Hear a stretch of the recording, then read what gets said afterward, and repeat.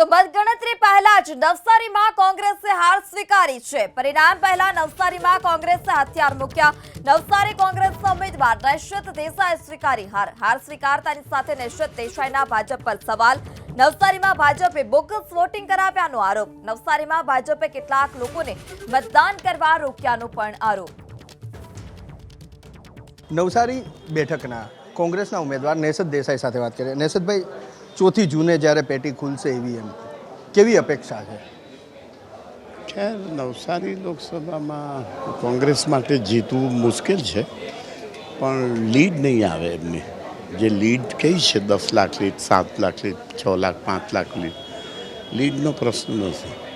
અચ્છા, ક્યાં કારણો એવા માનો છો કે જેના કારણે આ રિઝલ્ટ આવશે?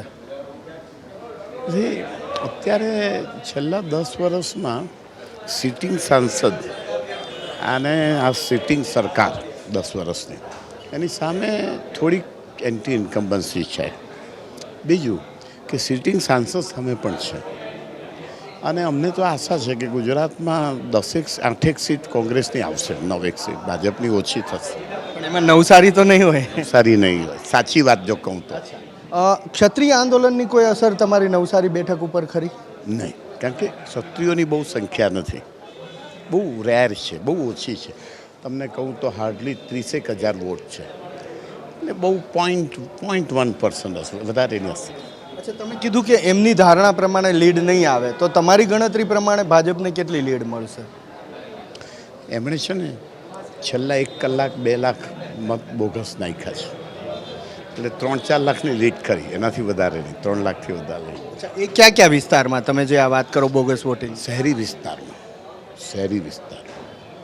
જ્યાં શહેરી વિસ્તાર હાઈલી પોપ્યુલેટેડ એરિયા છે, ત્યાં છેલ્લા 1 કલાકમાં બોગસ વોટિંગ થયું। પછી કેટલાક ઝૂંપડપટ્ટી માઇનોરિટીના વોટને એ લોકોએ ટૂર પર મોકલી આપ્યા, વોટિંગ પણ નહીં કરવાની, અને પોલીસ અને તંત્રનો બહુ દુરુપયોગ પણ કર્યો લીડ લેવા માટે, જીતવા માટે નહીં, લીડ માટે।